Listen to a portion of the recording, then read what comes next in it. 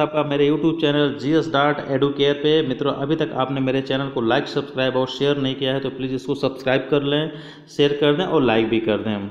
तो चलिए आज हम बात करते हैं पॉलिटी में जो नेक्स्ट सेशन आज हम बात करेंगे लोकसभा अध्यक्ष के बारे में।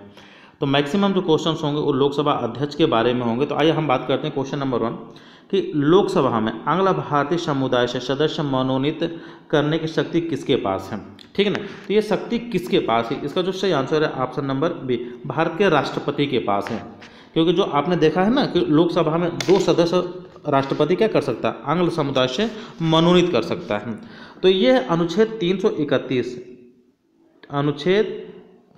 331 के अनुसार राष्ट्रपति की राय में अगर ये लगता है कि लोकसभा में आंग्ल भारतीय समुदाय का जो प्रतिनिधित्व पर्याप्त नहीं है तो वह इस समुदाय से अधिकतम 2 सदस्य, ठीक है ना, कितने 2 मेंबर को वो नियुक्त कर सकता है। ठीक है ना, ये तो नियुक्त कर सकता है, ये बात है। लेकिन एक अधिवेशन हुआ था, संशोधन हुआ था हमारा 104वां, ठीक ना, 104वां संविधान संशोधन हुआ था। ये हुआ था 2019 में। इसमें संशोधन किया गया और संशोधन किया गया कि जो लोकसभा में अनुच्छेद 334 के तहत और विधानसभाओं में अनुच्छेद 333 में आंग्ल भारतीय समुदाय का जो नामांकन का जो प्रावधान था वो अब खत्म कर दिया गया है। ठीक है ना, पहले ये होता था कि 2 सदस्य राष्ट्रपति मनोनीत करता था अनुच्छेद 331 के तहत, लेकिन 104वां 104 है ये 104 यानी 104वां जो संविधान संशोधन 2019 में हुआ, इसमें क्या किया गया कि जो संसद यानी लोकसभा के अनुच्छेद 334 में और राज्य के विधानसभाओं में अनुच्छेद 333 में क्या किया गया कि संशोधन किया गया और संशोधन करके ये कहा गया कि जो आंग्ल भारतीय सदस्यों के जो नामांकन का जो प्रावधान है इसको समाप्त किया जाता है। ठीक है, तो 2019 से ये प्रावधान क्या किया गया, समाप्त कर दिया गया। चलिए क्वेश्चन नंबर बात करते हैं। ठीक है, सेकंड क्या है? सेकंड देखिए, ये बहुत ही इंपॉर्टेंट क्वेश्चन है कि लोकसभा को कार्यकाल पूरा होने से पहले भंग किया जा सकता है। ठीक है ना, ये बिल्कुल सही बात है, भंग तो किया जा सकता है, लेकिन ये कैसे? इसका जो सही आंसर है यानी कौन करेगा, तो इसका जो सही आंसर है ऑप्शन नंबर डी, प्रधानमंत्री की सिफारिश पर राष्ट्रपति द्वारा। ठीक है ना, यानी राष्ट्रपति इसको करेगा, लेकिन प्रधानमंत्री यानी मंत्री जो परिषद होता है उसकी सिफारिश पर राष्ट्रपति करेगा। तो अनुच्छेद जो 85 है हमारा, ठीक है ना, अनुच्छेद जो है 85, ठीक, अनुच्छेद जो है 85 का सब क्लास 2 का सब क्लास ख, ठीक है ना, इसमें कहा गया है कि लोकसभा को कार्यकाल पूरा होने से पहले भंग किया जा सकता है। लेकिन ऐसा कैसे होगा? ऐसा प्रधानमंत्री यानी मंत्रिपरिषद की सिफारिश पर राष्ट्रपति के द्वारा। और इसका जो वर्णन है अनुच्छेद 85 का सब क्लास 2 और ख में मिलता है कि लोकसभा को हम समय से पहले भी भंग कर सकते हैं राष्ट्रपति के द्वारा। ठीक है ना। क्वेश्चन नंबर थर्ड क्या है कि लोकसभा के कम से कम कितने सत्र बुलाए जाते हैं? कहने का सेंस है कि जो लोकसभा का सत्र होता है वो कितनी बार एक वर्ष में बुलाया जाता है। तो इसका जो सही आंसर है ऑप्शन नंबर बी, वर्ष में 2 बार। ठीक है ना, एक वर्ष में 2 बार बुलाया जाता है। और इसका जो वर्णन है वो भी अनुच्छेद 85 का जो सब क्लास 1 है इसमें वर्णन है कि लोकसभा का जो सत्र बुलाने का जो नियम है या अनुच्छेद है वो किस में है? अनुच्छेद 85 के सब क्लास 1 में वर्णित है कि लोकसभा का कम से कम कितना हम सत्र बुला सकते हैं। तो अनुच्छेद जो 85 का 1 है उसमें कहा गया है कि सत्र की अंतिम बैठक, ठीक है ना, जो सत्र की अंतिम बैठक होगी और जो दूसरे सत्र की शुरुआती बैठक होगी, इन दोनों के बीच में जो है 6 माह से अधिक का अंतर नहीं होना चाहिए। ये जो 6 माह का अंतर है ना, 6 माह का, इससे अधिक नहीं होना चाहिए। ठीक है ना। और इस प्रकार क्या होता है कि लोकसभा में कम से कम एक वर्ष में 2 बार सत्र बुलाए जाते हैं। ठीक है, बात समझ में आ गई कि नहीं? कि जो पहला सत्र होता है उसका जो अंतिम और जो दूसरे सत्र का स्टार्टिंग, दोनों सत्र के बीच में जो ये 6 माह का अंतर नहीं होना चाहिए, 6 माह से ज़्यादा का नहीं अंतर होना चाहिए। ठीक है ना। तो इस तरह एक वर्ष में कम से कम 2 बार सत्र बुलाए जाते हैं अनुच्छेद 85(1) के अनुसार। ठीक है।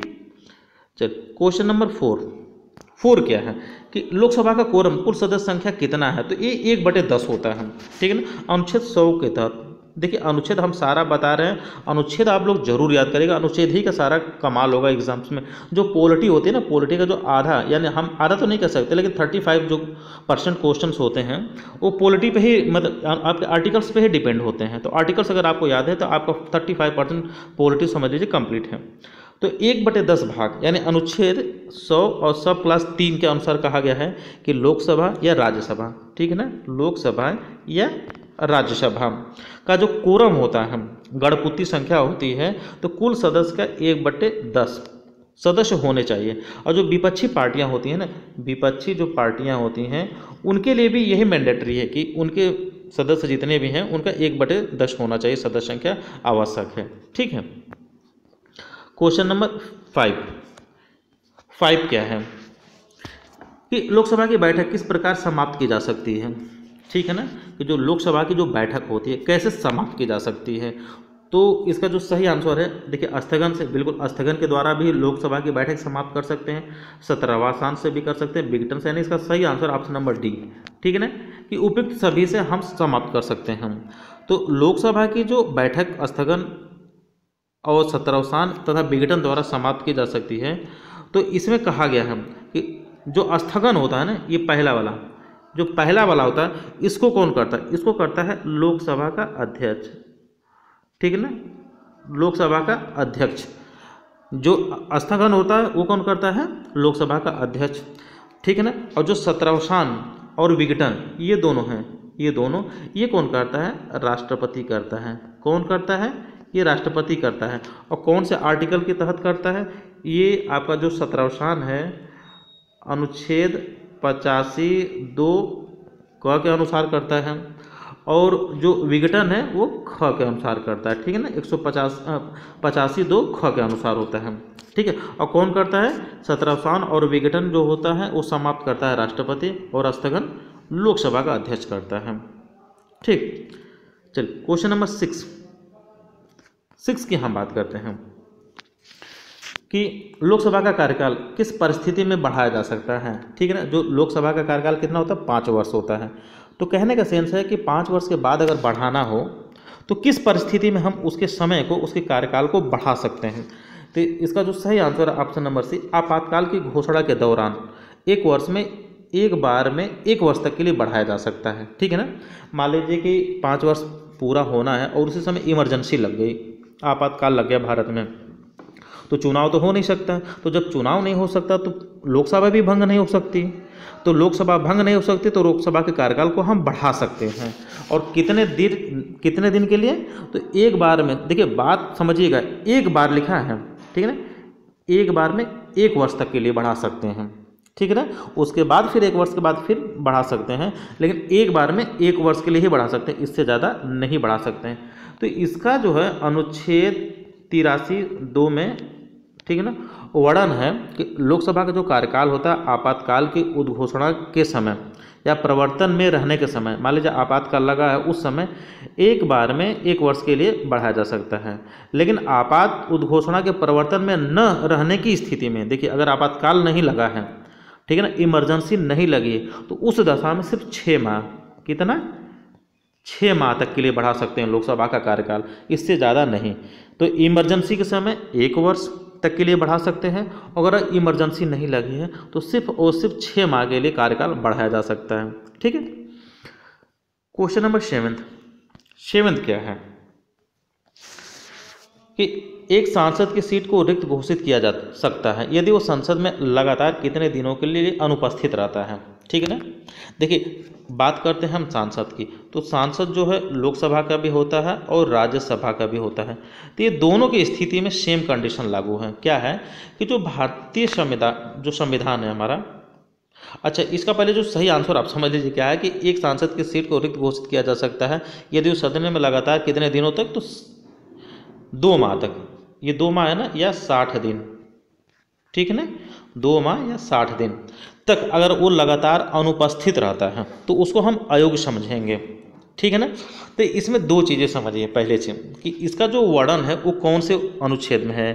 तो इसका जो वर्णन है अनुच्छेद 101 और 4 में वर्णन है कि इसके तहत संसद तथा अनुच्छेद 190 के तहत, देखिए 101(4) के तहत किस में? संसद में। संसद में कौन होता है? लोकसभा और राज्यसभा का सदस्य यानी एमपी होता है, ठीक है ना, सांसद होता है। तो सांसद की सदस्यता आर्टिकल 101(4) के तहत अगर लगातार वो 60 दिनों तक संसद में अनुपस्थित रहता है तो उसकी सदस्यता खत्म कर दी जाएगी या खत्म मानी जाएगी।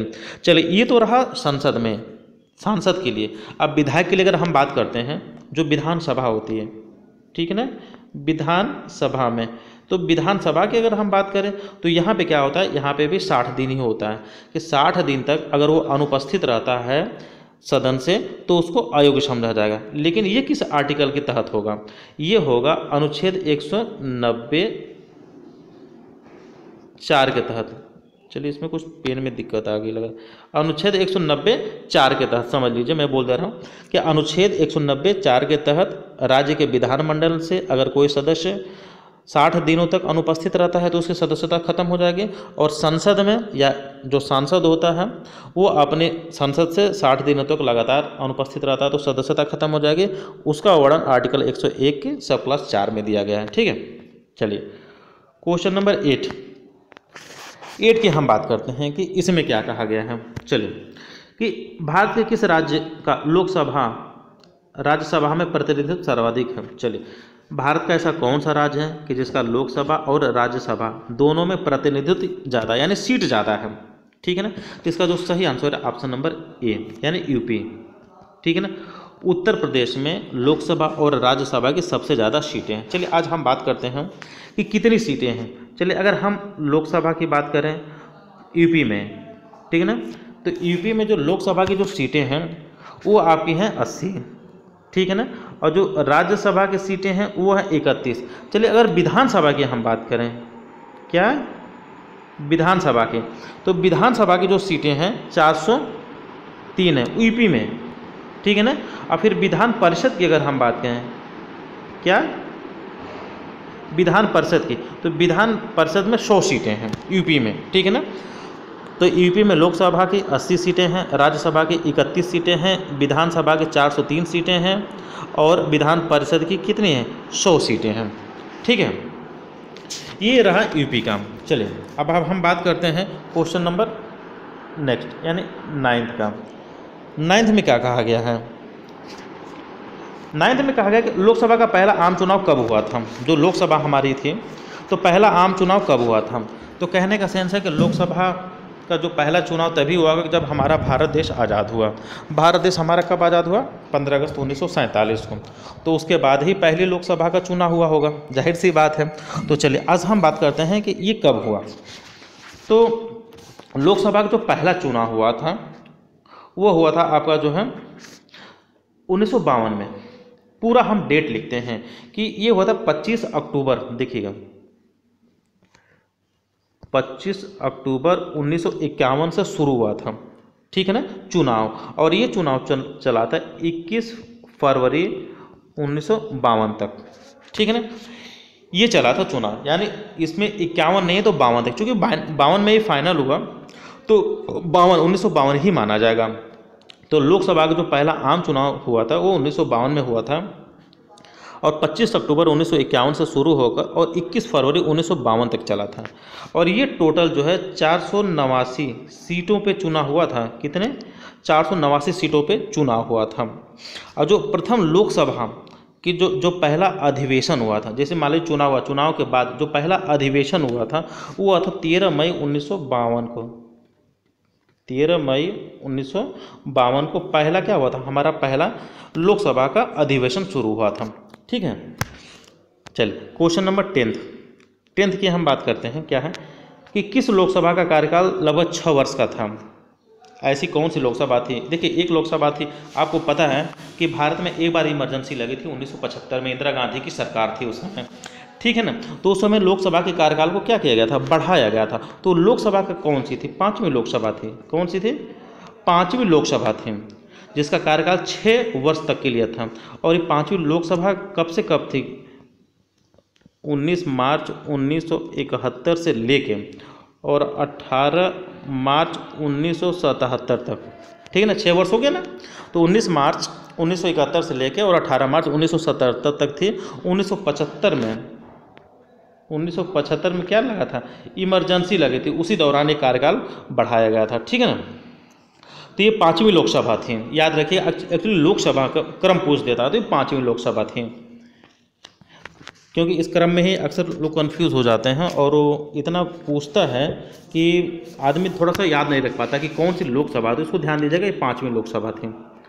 चलिए क्वेश्चन नंबर 11 क्या है कि भारत में लोकसभा या स्पीकर का अध्यक्ष किस प्रकार अपना पद धारण करता है। जो लोकसभा का अध्यक्ष होता है ना, वो अपना जो पद होता है वो कैसे धारण करता है क्या मनोनीत होता है?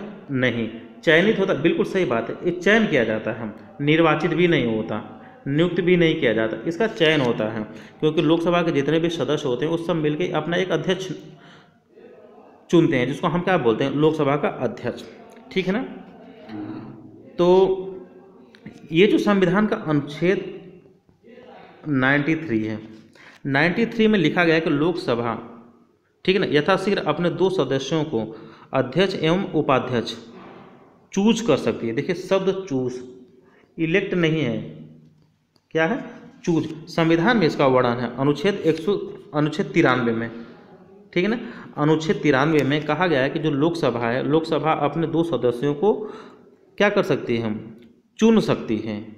और चुनना का जो शब्द है, चयनित करना का, उसको इंग्लिश में बोला गया चूज कर सकती है। अनुच्छेद 93 एक होगा कौन सा, एक होगा अध्यक्ष, जिसको एक होगा अध्यक्ष, ठीक है ना, जिसको हम बोलते हैं लोकसभा अध्यक्ष। एक होता है उपाध्यक्ष, जिसको हम बोलते हैं लोकसभा का उपाध्यक्ष। तो आर्टिकल 93 में इसका वर्णन है। और हमारे कॉन्स्टिट्यूशन में भी चूज शब्द है। देखिए कभी भी आ जाए ना कि लोकसभा अध्यक्ष के लिए हमारे संविधान में कौन सा वर्ड जो है सम्मिलित है, तो इलेक्टेड नहीं है, चूज है, ठीक है ना, CHOOSE, ठीक है। चलिए क्वेश्चन नंबर 12 की बात करते हैं। निम्न से कौन अपने पद की शपथ नहीं लेता? बहुत इंपॉर्टेंट क्वेश्चन। अपने पद की शपथ नहीं लेता तो कौन होता है, स्पीकर या लोकसभा का अध्यक्ष। ये क्या होता है, अपने पद की शपथ नहीं लेता। क्यों नहीं लेता? सबसे इंपॉर्टेंट क्वेश्चन ये है कि क्यों नहीं लेता। पहले समझिए कि लोकसभा का अध्यक्ष कौन होगा। जाहिर सी बात है कि वो लोकसभा का सदस्य होगा, यानी वो क्या होगा, सांसद होगा, ठीक है ना, वो सांसद होगा। तो जब वो सांसद बना होगा तो एक बार वो शपथ लिया होगा, ठीक है ना। तो कोई भी व्यक्ति 2 बार शपथ नहीं ले सकता, क्योंकि वो लोकसभा का जब सदस्य बना होगा, सांसद, तो लिया होगा सदस्य, ठीक है। तो वो जो जब सांसद बना होगा तो उसी समय वो शपथ लिया होगा, तो इसलिए वो दोबारा शपथ नहीं ले सकता। और इन्हीं सांसदों में से सारे सांसद मिलकर एक लोकसभा अध्यक्ष या स्पीकर का चुनाव करते हैं, तो इसीलिए वो शपथ नहीं लेता। ये देखिए बहुत बार पूछा गया है, इसको आप जरूर ध्यान से देखिएगा। यही एक व्यक्ति है कि जो अपने पद का शपथ नहीं लेता, ठीक है। चलिए क्वेश्चन नंबर 13 में क्या है, 13 में कहा गया है कि लोकसभा का अध्यक्ष अपना त्यागपत्र किसको संबोधित करके देता है। जो लोकसभा का अध्यक्ष होता है वो अपने उपाध्यक्ष को देता है। लोकसभा के उपाध्यक्ष को क्या करता है, अपना रिजाइन देता है, ठीक है ना। और कौन से आर्टिकल के तहत देता है, आर्टिकल 94 और ख के तहत ये अपना जो है त्यागपत्र देता है। और किसको देता है, उपाध्यक्ष को देता है, ठीक है। 14, क्वेश्चन नंबर 14, लोकसभा के अध्यक्ष को कैसे हटाया जा सकता है। देखिए ये बहुत इंपॉर्टेंट क्वेश्चन है कि देखिए नियुक्त कैसे किया जाता है, सारे सदस्य उसको मिलकर चुनते हैं, लेकिन हटाने की प्रक्रिया क्या है। तो हटाने की जो प्रक्रिया है इसका जो है ऑप्शन नंबर बी, लोकसभा के सभी सदस्यों के बहुमत से पारित संकल्प से। अगर लोकसभा के जितने सदस्य हैं वही देखिए नियुक्त भी करते हैं, लेकिन अगर सारे मिलकर बहुमत पारित कर दें और संकल्प से, तो ये क्या होता है, लोकसभा के अध्यक्ष को हटाया जा सकता है। तो इसका जो वर्णन है क्या, अनुच्छेद 94 के ग में, ठीक है ना, 94 ग में वर्णन है। और कहा गया है कि लोकसभा के तत्कालीन सभी सदस्य, जितने भी सदस्य हैं लोकसभा के, बहुमत से पारित संकल्प के द्वारा लोकसभा अध्यक्ष को पद से हटा सकते हैं, किंतु ऐसा संकल्प तब तक प्रस्तावित नहीं किया जाएगा। देखिए दूसरी बात भी है कि ऐसा संकल्प तब तक प्रस्तावित नहीं किया जा सकेगा जब तक इस आशय की जो जानकारी है लोकसभा के अध्यक्ष को 14 दिन पहले, ठीक, 14 दिन पहले उसको सूचना देना अनिवार्य है। 14 दिन सूचना देने के बाद ही वो संकल्प पारित कर सकते हैं, इसके पहले नहीं कर सकते। ठीक है, चलिए नेक्स्ट। तो ये रहा पॉलिटिकल सेशन। फिर नेक्स्ट सेशन आएगा। चैनल पे नए हैं तो प्लीज़ इसको सब्सक्राइब कर दें, लाइक कर दें, शेयर भी कर दें। देखिए शेयर जरूर किया करिए और सब्सक्राइब भी किया करिए, क्योंकि यही हमारा मनोबल बढ़ाता। और आपको वीडियो कैसा लगा कमेंट बॉक्स में जरूर कमेंट करें। Thank you so much.